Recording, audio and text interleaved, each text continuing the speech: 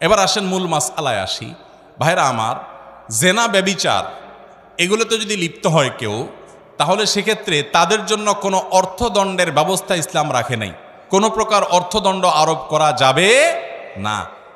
এই জাতীয় অর্থদণ্ড শরিয়ার দৃষ্টিকোণ থেকে জায়েজ নাই। বহু গ্রাম্য সালিশে এই কাজ করা হয় যে ছেলে মেয়ে জেনা করছে, ধরা পড়ছে, তাহলে এবার গ্রাম্য সালিশে বিচার হয়, বিচার হয়ে এবার ঠিক আছে, তাহলে এবার দুজন 10,000 করে টাকা জমা দিয়ে দেখ, অথবা ছেলেটার কাছ থেকে আর টাকা নেওয়া হয়, নিয়ে ওইটা নিয়ে আপনি পাতিল কিনে রান্না করে মসজিদে মাদ্রাসায় দুমসে খাইলেন, এটা জায়েজ হবে না।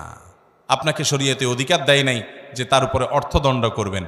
জেনার নির্দিষ্ট শাস্তি আছে, সে শাস্তি আবার চাইলেই গ্রামের মোলামা মাতব্বর শুরু করে দিবেন আর যে কেউ বিচার করা শুরু করে দিবেন, এত সহজ না। এই বিচারটা বিচারিকভাবে হতে হবে, যেন তেনভাবে যে কেউ আইন হালাতে তুলে নিতে বা বিচার করা শুরু করেন, তাহলে কি হবে? অনেক অবিচার হবে। বিচারের নাম বহু অবিচার হয় কি হয় না? একটা ভালো মানুষকে জেনার দোষে দোষী বানায় দিলেন, আর অনেক সময় একজন দোষী মানুষকেও নির্দোষ বানায় দিলেন। কারণ সবার হাতে হাতে যদি বিচারের ছড়ি দেওয়া হয়, তখন দেখা যাবে সেটার অপব্যবহার হবে। নবী করিম সাল্লাল্লাহু আলাইহি সাল্লাম একই সঙ্গে তিনি মদিনার শাসক ছিলেন, একই সঙ্গে তিনি প্রধান বিচারপতি ছিলেন। তিনি যখন কোনো বিচারিক আদেশ দিতেন, তখন বিচারের জায়গা থেকে, বিচারকের জায়গা থেকে তিনি দিতেন। অতএব আইন যদি সবাই হাতে তুলে নেয়, তাহলে আপনাকে আমি খুন করব, আপনি আমারে খুন করবেন কেন? আমার দৃষ্টিতে আপনারে খুন করা জায়েজ, আপনার দৃষ্টিতে আমারে খুন করা জায়েজ। দুনিয়াতে মানুষই তো টিকবো না আর। তাইলে এই জন্য সবাই বিচার যার যার মতো হাতে তুলে নিতে পারেন না।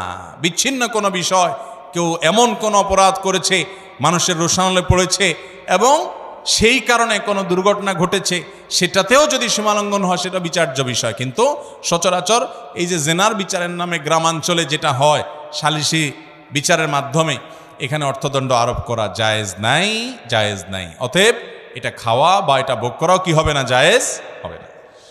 যেসব পুরুষদের সাথে দেখা দেওয়া জায়েজ নাই, অর্থাৎ গায়রে মাহরাম, তাদেরকে বেগানা মহিলা যদি সালাম দেয়, সেটা জায়েজ আছে কিনা? আর যদি কোনো মহিলা সালাম দেন কোনো বেগানা পুরুষকে, তাহলে তার উত্তর নেওয়া যাবে কিনা? ভাইরা আমার, পুরুষ পুরুষকে সালাম দিবে, মহিলা মহিলাকে সালাম দিবে, কোনো সন্দেহ নেই। পুরুষ মহিলাকে, যদি পরিবারের মহিলা হয়, অর্থাৎ মাহরাম মহিলা হয়, মা বোন স্ত্রী, তাদেরকে সালাম দিবে। আবার মহিলারাও পুরুষদেরকে সালাম দিবে, মাহরাম পুরুষ হলে মা ছেলেকে সালাম দিবে, স্ত্রী স্বামীকে সালাম দিবে, বোন ভাইকে সালাম দিবে, কোনো সমস্যা নাই। যদি পুরুষ আর মহিলা গায়রে মাহরাম হয়, অপরিচিত হয়, যাদের সাথে পর্দার বিধান প্রযোজ্য, এরকম যদি হয়, তাহলে সেক্ষেত্রে সালাম দিবে কিনা?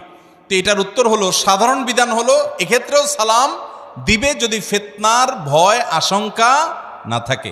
আল্লাহ রাব্বুল আলামিন নারীদের কণ্ঠে বিশেষ কোমলতা দিয়েছেন, এবং সেই কোমলতার কারণে অনেক পুরুষ, বিশেষ করে যাদের দিল যত বেশি রুগ্ন হয়, তাদের মনে তত বাজে কল্পনা, যাতে জল্পনা, বাজে চিন্তা আসে, এবং অনেক সময় ফিতনার দিকে চলে যায়। কথাবার্তা হয়, আলাপ সালাপ হয়, এরপরে হতে হতে আস্তে আস্তে দেখা যায় আরও অনেক হারামের দিকে মানুষ চলে যায়। এরকম আশঙ্কা যদি থাকে, তাহলে নারী পুরুষ একে অন্যকে এভাবে সালাম দিবে না। যদি দেয়, তাহলে মনে মনে জবাব দিবে, যদি জবাব জোরে দিলে ফিতনার ভয় থাকে। বাকি সাধারণ অবস্থাতে জবাব দিতে পারবে। আল্লাহ কোরআনে বলেছেন, ওয়াকুলনা কাওলাম মারুফা, মেয়েরা তারা কথা বলবে, স্বাভাবিক কথা বলতে পারবে, কোরআনের আয়াত থেকে বোঝা যায়। তো এই স্বাভাবিক কথার মধ্যে সালামও থাকে। এটা সাধারণভাবে যদি বলা হয়, কণ্ঠের মধ্যে বিশেষ কোমলতা সৃষ্টি করা না হয়, বিশেষ কোনো কৃত্রিমতা সৃষ্টি করা না হয়, কণ্ঠের মধ্যে বিশেষ ধরনের আকর্ষণীয় করে ওইটা যদি উপস্থাপন করা না হয়, নর্মালি এটা জায়েজ আছে। ফিতনার আশঙ্কা থাকলে এটা করাকে অনেক ইমামগণ, ওলামা ইকরাম মাকরুহ বলেছেন। কথা কি বুঝাতে পারছি? অতএব বেগানা পুরুষ বেগানা নারী একে অন্যকে সালাম যদি দেয়, ফিতনার আশঙ্কা নাই, জায়েজ আছে। কিন্তু ফিতনার আশঙ্কা আছে এরকম হলে, অর্থাৎ আপনার মনে বাজে চিন্তা আসতে পারে, একটা ইয়াং মেয়ে, ইয়াং ছেলে, নির্জন জায়গা, বা পরবর্তী তাদের সাথে পরিচয় হতে পারে, কথা সামনে বাড়তে পারে, এবং এই সাউন্ডের কারণে, ভয়েসের কারণে নিজেদের মধ্যে মনে বাজে জল্পনা কল্পনা আসার আশঙ্কা আছে, তাহলে সালাম না দেওয়াই উত্তম। যদি দেয়া হয়, আপনাকে একটা মেয়ে সালাম দিছে, আপনি জবাব দেওয়াটাকে বিপদের কারণ মনে করছেন, আপনি মনে মনে জবাব দিবেন। অনেকে এই সমস্ত কথা শুনলে মনে করে, এত হিসাব নিকাশ করে দুনিয়াতে চলা যায় নাকি? ভাই, জান্নাত প্রত্যাশী মানুষকে এর চেয়ে বেশি হিসাব করা লাগে। আর যার জান্নাত জাহান্নাম নাই, যার আল্লাহ নাই, যার আল্লাহর প্রতি ঈমান নাই, যে শয়তানের কথা মতো চলে, ও তো নফসের গোলাম, তার খেয়াল খুশি মতো যা খুশি সে করে। আমাদের প্রতিটা পদক্ষেপে চিন্তা করতে, আর এটা একজন নারীর প্রতি সম্মান প্রদর্শন, যে একজন নারী তার ব্যক্তিত্ব, তার সম্ভ্রম, তার ইজ্জত যাতে কোনো পুরুষ মনে মনে বাজেভাবে তাকে নিয়ে খারাপ চিন্তা করে জেনা করতে না পারে, নিকৃষ্ট চিন্তা তাকে নিয়ে যেন করতে না পারে, ইসলাম তার জন্য সব ব্যবস্থা রেখেছে। এই পর্দার বিধান হলো আমার বোনদের জন্য, মায়েদের জন্য সম্ভ্রম এবং ইজ্জত রক্ষা করবার জন্য, তাদেরকে সম্মান দেওয়ার জন্য। আর পর্দাহীনতা এটা বেশিরভাগ ক্ষেত্রে নারীকে অসম্মানের দিকে নিয়ে যায়। একজন খোলামেলা পোশাকে চলা নারীকে নিয়ে অজস্র মানুষ রাস্তাঘাটে তার দিকে তাকিয়ে তাকিয়ে, অনলাইনে অফলাইনে তাকে দেখে দেখে মনে মনে তার সাথে জেনা করে। এটা অস্বীকার করার কোনো সুযোগ আছে? অস্বীকার যদি করেন তাহলে বুঝতে হবে হয় মিথ্যাবাদী, আর না হলে রোগ আছে, ডাক্তার দেখাইতে হবে। এরপরে প্রশ্ন হলো, এক মেয়ে তার স্বামীকে ডিভোর্স দিয়েছে, আমি সে মেয়েকে বিবাহ করেছি, অনেকে বলছে বিবাহ জায়েজ নাই, আমি তার সঠিক উত্তর জানতে চাই। দেখুন, প্রথম কথা হলো, ডিভোর্সি মেয়ে বিয়ে করা বা স্বামী পরিত্যক্ত মেয়ে বিয়ে করা এটা তো শুধু জায়েজ না, ওই মেয়েকে উপকার করার উদ্দেশ্যে করলে তো সেটা সওয়াবও হতে পারে।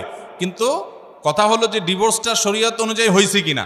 কারণ কোনো নারী তিনি নিজের স্বামীকে তালাক দিতে পারেন না নর্মালি, কিন্তু অর্পিত তালাক যদি দেওয়া থাকে, বাংলাদেশের প্রচলিত কাবিননামার 18 নম্বর কলামে যে লেখা আছে, যদি স্বামী তার স্ত্রীর প্রতি জুলুম করে, ভরণ পোষণ না দেয়, এটা করে সেটা করে, তাহলে সেক্ষেত্রে সে নিজের প্রতি নিজে তালাক গ্রহণ করিতে পারিবে।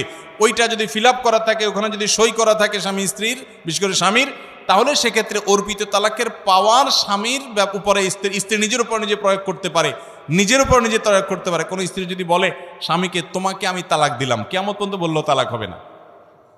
সে যদি বলে আমার নিজের প্রতি নিজে তালাক গ্রহণ করলাম, ওই অর্পিত তালাকের পাওয়ার বলে, যদি পাওয়ার দেওয়া থাকে আর যে শর্তে পাওয়ার দেওয়া, সেই শর্ত যদি পাওয়া যায়, বহু যদির পরে সেটা হতে পারে। এই জন্য ফতোয়া বোর্ডে গিয়ে, মুফতিদের কাছে গিয়ে এই তালাক হয়েছে না হয় নাই আগে পুঙ্খানুপুঙ্খ যাচাই করে তাহাকিক করে ফতোয়া নেবেন, তারপরে এবার চিন্তা করবেন। এরকম যদি তালাক সত্যি হয়ে যায়, তাহলে ডিভোর্সি মেয়ে তাকে বিবাহ করলে, বিশেষ করে তার প্রতি জুলুমের কারণে সে অসহ্য হয়ে যদি সেখান থেকে বিচ্ছেদ হয়ে আসতে হয়েছে, এরকম হয়, তাহলে সেক্ষেত্রে তার উপকার করতে গিয়ে, সহায়তা দেখাতে গিয়ে আপনি বিয়ে করলে সেটা ভালো। কিন্তু সহায়তা দেখাতে গিয়া কয়দিন পরে যেন তার প্রতি আবার বিতৃষ্ণ হয়ে অন্য পথে গিয়ে তার প্রতি অবিচার আর যেন না করেন, সেটা খেয়াল রাখেন। অতএব এটা জায়েজ আছে। সাহাবায়ে কেরাম বহু ডিভোর্সি মেয়েকে বিয়ে করেছেন। নবী করিম সাল্লাল্লাহু আলাইহি সাল্লাম তার স্ত্রীদের মধ্যে বেশিরভাগই এরকম ছিলেন যে তাদের পূর্বের স্বামী ছিল, হয় স্বামী মারা গেছেন কিংবা তাদের সাথে বিচ্ছেদ ছাড়াছাড়ি হয়েছে। কোন হিন্দু ব্যক্তি যদি আসসালামু আলাইকুম বলে, তবে তার জবাব কি দেওয়া উচিত? ভাইরা, ইসলাম আমাদেরকে অন্য ধর্মের মানুষদের সাথেও সৌজন্যতার শিক্ষা দেয়। আমরা একটা সমাজে যখন বসবাস করব, বিভিন্ন ধর্মের মানুষ, অন্যান্য ধর্মের মানুষের সাথে আমাদের সৌজন্য, সম্প্রীতি, সৌহার্দ্য থাকবে। আল্লাহ তাআলা কোরআনে বলেছেন, লা ইয়ানহাকুমুল্লাহু আনিল্লাযীনা লাম ইউকাতিলুকুম ফিদ-দীন ওয়া লাম ইখরিজুকুম মিন দিয়ারিকুম আন তাবাররুহুম ওয়া তুকসিতু ইলাইহিম ইন্নাল্লাহা ইউহিব্বুল মুকসিতিন। যে সমস্ত ভিন্ন ধর্মের মানুষেরা, অন্যান্য ধর্মের মানুষেরা যারা মুসলমান না, তারা যদি তোমাদের উপরে যুদ্ধ চাপিয়ে না দেয়, তোমাদের দেশ থেকে বের করে না দেয়, সহাবস্থান করে, তাহলে সেক্ষেত্রে তাদের প্রতি ন্যায়নিষ্ঠ আচরণ করতে আল্লাহ নিষেধ তো করেনই না, বরং ন্যায়নিষ্ঠ আচরণকারীকে আল্লাহ ভালোবাসেন। তাহলে তাদের সাথে ন্যায়নিষ্ঠ আচরণ করতে হবে। এখন সে আপনার সাথে কথা বলেছে, আপনি পাল্টা জবাব দিবেন।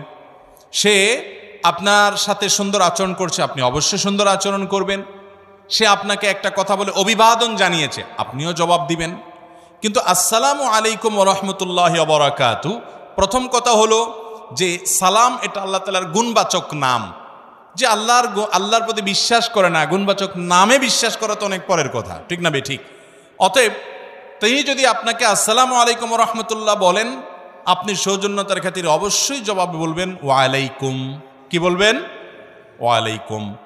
আর এছাড়া সাধারণ যে অভিবাদন, সেগুলো জানাতে কোনো সমস্যা নেই। যেমন সে আপনাকে গুড মর্নিং বললো, থ্যাংক ইউ বললো, আপনি ওয়েলকাম বললেন, আপনি স্বাগতম বললেন, এই জাতীয় যে আপনার সচরাচর যে সমস্ত অভিবাদনগুলো করা হয়, সেগুলো করাতে কোনো অসুবিধা নাই। তবে ইসলামের এই অভিবাদনটা, এটা যেহেতু ইমানের সাথে সংশ্লিষ্ট অনেকটা, অতএব এটা ইমানদারদের জন্য রিজার্ভ। যদি আল্লাহর প্রতি কারোর ইমান নাই, এরকম কেউ আপনাকে সালাম দিয়ে দেয়, আপনি অবশ্যই সৌজন্যতা তার প্রতি দেখিয়ে তাকে ওয়া আলাইকুম বলে রিপ্লাই বা জবাব দিবেন। অনেকে আছে অফিসের বস অন্য ধর্মের অনুসারী, সালাম না দিলে খুব রাগ করে, চাকরি যাওয়ারও ভয় আছে। তাহলে এরকম বিপদ হলে আপনি সালাম লম্বা করে মারবেন, কোনো অসুবিধা নেই। কথা বুঝতে পারছেন? কয়দিন আগে সাতক্ষীরাতে বোধহয় কোনো আলেম এরকম কোনো মহিলাকে সালাম দেয় নাই, সম্ভবত তিনি অন্য ধর্মের অনুসারী ছিলেন। সেই মহিলা ওই আলেমকে অপমান পর্যন্ত করে ছাড়ছে। তো এরকম বহুত পাগল ছাগল, এরকম বহুত অশিক্ষিত অফিসারও এদেশে আছে, যে একজন মুসলমান তার ধর্মীয় দৃষ্টিকোণ থেকে, তার বিশ্বাসের জায়গা থেকে একটা কাজ তার করা না করার ব্যাপার থাকে। এটা নিয়ে আমার তো বলার কিছু নাই। অতএব এই সমস্ত মূর্খতা যেন আমরা না করি। তবে যেটা বলছিলাম, অন্য ধর্মাবলম্বী মানুষদের সাথে আমাদের সহাবস্থান, সুন্দর আচরণ, লেনদেন করা, হাওলাত দেওয়া, হাওলাত নেওয়া, তার কাছ থেকে আপনার সে কোনো উপঢৌকন দিলে হালাল হোসটা গ্রহণ করা, তাকে কোনোটা দেওয়া। নবী করিম সাল্লাল্লাহু আলাইহি ওয়াসাল্লাম অনেক অমুসলিমের বাসায় দাওয়াত খেয়েছেন, তাদেরকে খাইয়েছেন, তাদের অধীনে কাজ করা, তাদেরকে কর্মী হিসাবে নিয়োগ দেওয়া, এগুলো সবগুলো জায়েজ আছে। প্রতিবেশী হিসাবে অন্য ধর্মের অনুসারী হলেও তার প্রতি সদাচরণ করা, এগুলো সব করতে হবে। তবে আপনার অন্তঃস্থলে একেবারে অন্তরঙ্গ বন্ধুত্ব যেটাকে বলা হয়, সেটা আপনি আল্লাহর জন্য, আল্লাহর রাসূলের জন্য এবং আল্লাহর খাতিরেই শুধু নিবেদন করবেন। ভাইরা, আমার সময় অনেক হয়ে গেছে, আমার মনে হয় শেষ করি। আর অনেক প্রশ্নই তো আছে, দেখি আর দুইটা প্রশ্ন উত্তর দেই। সেটা তো বুঝলাম, কিন্তু আমাদের এশার নামাজ পড়া লাগবে, আরও আলোচক আছে, আর আমারও যেতে হবে। নাপাকি অবস্থা মৃত ব্যক্তিকে ভুলবশত জড়িয়ে ধরে কান্না করলে এর করণীয় কি? ভাই, নাপাক অবস্থায় মৃত ব্যক্তিকে, নিজের বাবা মা কেউ মারা গেছেন, শরীর নাপাকি অবস্থায় জড়িয়ে ধরে যদি কান্না করেন, কোনো গুনাহ হবে না। এর কারণে কোনো গুনাহ হবে না। তবে এটা ঠিক যে একজন মুসলমান গোসল ফরজ হয়ে গেলে যত দ্রুত তার সাথে সম্ভব গোসল করে ফেলা ভালো। বিশেষ করে পরবর্তী নামাজের আগে আগে তো অবশ্যই তাকে গোসল করতে হবে। কিন্তু অপবিত্র অবস্থায় যদি জড়ায় ধরে মৃত ব্যক্তিকে এবং কান্নাকাটি করে, অসুবিধা নাই। কান্নাকাটি করার সময় যেন সীমা লঙ্ঘন না হয়, জামা কাপড় ছেঁড়াছেড়ি না হয়, হাহুতাশ না হয়, আষাঢ় পিছাড় না হয়, সেগুলো লক্ষ্য রাখতে হবে। কারণ মৃত ব্যক্তির জন্য আমরা কাঁদতে পারি, কিন্তু কাঁদতে কাঁদতে সীমা লঙ্ঘন করা যাবে। অনেক মুরব্বী আছেন, বুড়ি আছেন, বুড়া আছেন, নাতিটা মারা গেছে, ছেলেটা মারা গেছে, তো আক্ষেপ করে দুঃখ করে বলে আজরাইলের চোখ খাইছে, আর কাউকে দেখে নাই। এরকম পাগলামো মার্কা কথা অনেকে বলে কি বলে না, এগুলো সীমা লঙ্ঘন। ইমানদার আল্লাহর ফয়সালাকে মেনে নিবে, সন্তুষ্ট হবে। আল্লাহ রাব্বুল আলামিন আমাদেরকে বিপদে আপদে সবর করার তৌফিক দান করুন। আমাদের সবাইকে যেতে হবে, ইন্না লিল্লাহ, আমরা সবাই আল্লাহর, ওয়া ইন্না ইলাইহি রাজিউন, আর আমাদের সবাইকে যেতে হবে কার কাছে? আল্লাহর কাছে। কেউ আগে আর কেউ পারে, কষ্ট তো হবেই। নবী করিম সাল্লাল্লাহু আলাইহি সাল্লামের ছেলে যখন মারা গেছে, ওনার চোখ বেয়ে পানি পড়েছে। সাহাবা একরাম বলেন, ইয়া রাসূলুল্লাহ, আপনিও কাঁদেন? নবী সাল্লাল্লাহু আলাইহি সাল্লাম বলেছেন, হ্যাঁ, এটা তো বিরহের বেদনার কারণে কান্না আসবেই, এই কান্নাতে দোষের কিছু নাই। কিন্তু যখন জামা কাপড় ছিঁড়ে ফেলেন, আষাঢ় পিছাড় করেন, মারা যাওয়ার পরে চিল্লা চিল্লায় কান্নাকাটি করেন, এটাকে মাতম বলা হয়। নবী করিম সাল্লাল্লাহু আলাইহি সাল্লাম বলেছেন, কিয়ামতের আগে জাহিল যুগের মানুষের কিছু গুনাহ অপরাধ ছিল, এগুলো আমার উম্মতের মধ্যে থাকবে। তার ভিতরে একটা হলো মাতম, লোক ভাড়া করে আনায় তারা কান্নাকাটি করতো, চিল্লাচিল্লি করতো। এটা হলো আল্লাহর বিরুদ্ধে একরকম বিদ্রোহের মতো ব্যাপার। আজকাল যেরকম ভাড়া করে আয় না, গান গাওয়ায় না, সে যুগে কেউ মারা গেলে 10 জন 20 জন 15 জন মহিলা ভাড়া করে আনতো। তাদের কাম কি? তাদের কাম হলো কান্দে কেটে দিয়ে যেত। আজকাল কিছু হুজুর ভাড়া আনে, হুজুর ভাড়া আনে না, বাপ মারা গেছে, মা মারা গেছে, হুজুর ভাড়া আনছে, হুজুর দোয়া করে কান্নাকাটি করে দিয়ে গেলে হুজুর যত বেশি কাঁদতে পারে পয়সা তত বেশি পায়। আছে না নাই? হুজুর অবশ্যই দোয়া করবেন, কিন্তু অনেক এলাকায় আছে রেট ঠিক করে দেওয়া আছে, বিশেষ করে চিটাগাংয়ের দিকে আছে যে হুজুর মিলাদ করবেন, দোয়া করবেন, নর্মাল করে দিবেন 50 টাকা রেট, একটু ভালো করে করবেন, বেশি সময় নিয়ে করবেন 100 টাকা রেট, আর যদি একটু কামতে টানতে পারেন তাহলে 500 টাকা। তো মুর্দার জন্য এই সমস্ত তামাশার কান্নাকাটি কাজ হবে। আপনি আপনার বাবার জন্য চোখের পানি ফেলে দোয়া করবেন, আর মারা গেলে হাউতাশ করবেন না, সবর করবেন। আল্লাহ রাব্বুল আলামিন এর জন্য আজর দিবেন, বিনিময় দিবেন। এটা আমার জন্য পরীক্ষা। আল্লাহ আমাদেরকে বোঝা এবং আমল করার তৌফিক দান করুন। ইমার্জেন্সি ব্যালেন্স গ্রহণের পর টাকা রিচার্জ করার পরে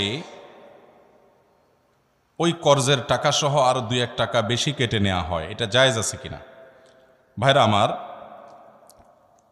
ইমার্জেন্সি ব্যালেন্স বিভিন্ন মোবাইল কোম্পানি থেকে নেওয়া যায়।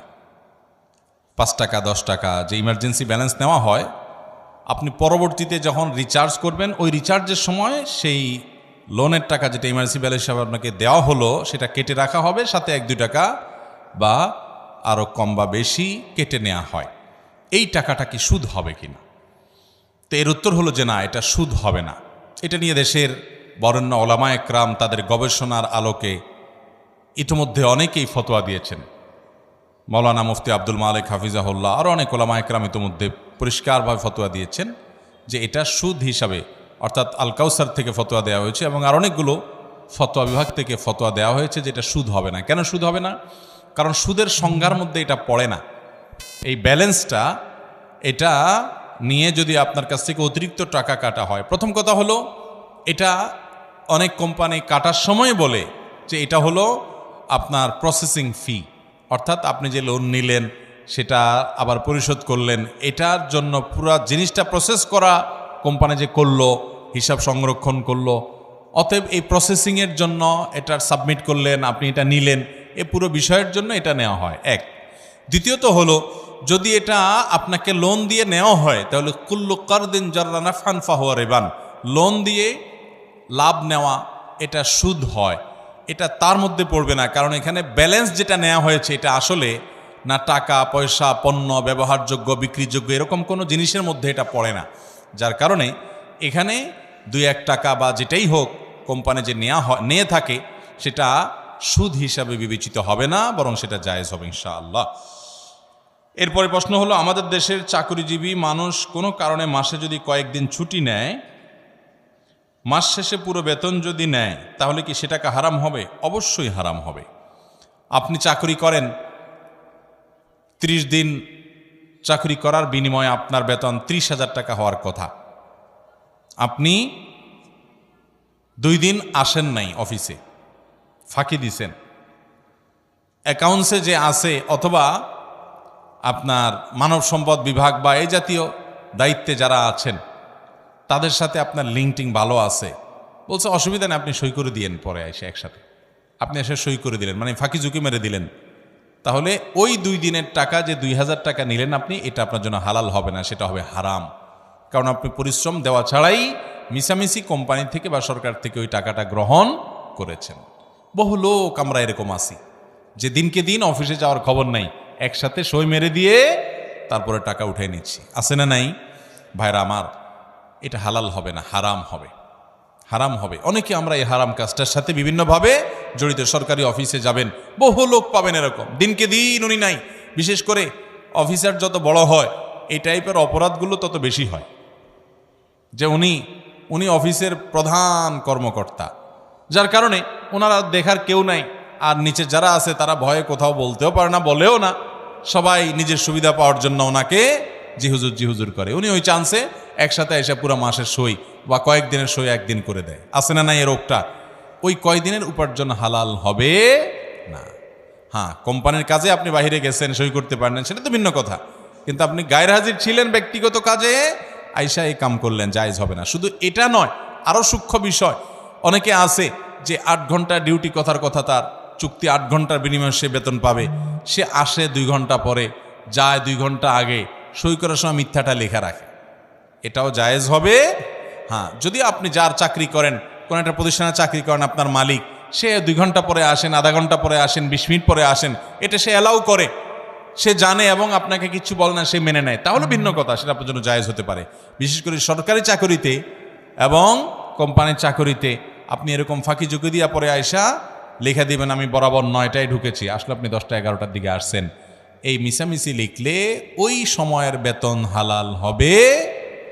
ভাই, ইবাদতের স্বাদ পাবেন না যদি বেতন হারাম হয়, দোয়া কবুল হবে না যদি বেতন হারাম হয়। ওই মক্কায় গিয়া দোয়া করলেও হাদিসে আছে দোয়া কবুল হবে না, আন্না ইউস্তাজাবু লিযালিক, দোয়া কবুল হবে না যদি হারাম উপার্জন। হারাম উপার্জন এমন ডেঞ্জারাস জিনিস, আপনি আমল কম করেন, উপার্জনটা যেন হালাল থাকে সেই চেষ্টা করবেন ইনশাআল্লাহ। বহু তরুণ ভাইরা আছেন আমার, অনেক শিক্ষার্থী আছেন, পণ করেন, প্রতিজ্ঞা করেন যুবক ভাইরা যে ইনশাআল্লাহ আল্লাহ আমাকে কখনো কোনো একটা পর্যায়ে চাকরি বাকরি করার, হালাল উপার্জন করার মাধ্যম যখন দিবেন, আমার প্রতিটি পয়সা টাকা টন করে বাঁচবে, হারাম 1 টাকাও গ্রহণ করব না চেষ্টা করবেন তো ইনশাআল্লাহ। আল্লাহ তাআলা আমাদেরকে তৌফিক দান করুন।